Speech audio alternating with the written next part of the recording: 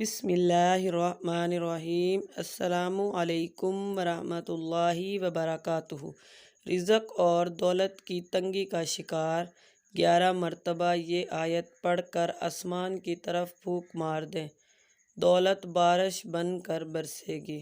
آیت یہ ہے، بسم اللہ الرحمن الرحیم، اللہم ربنا انزل علینا مائدۃ من السماء تکون لنا عیدا لأولنا وآخرنا وآیۃ منک وارزقنا وانت خیر الرازقین۔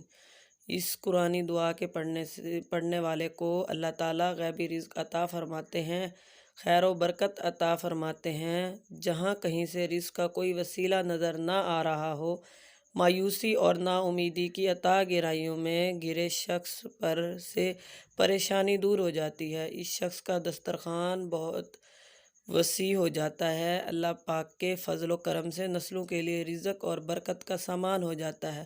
رمضان شریف میں افطاری کے وقت پڑھنا رزق کے دروازے کھلوا دیتا ہے۔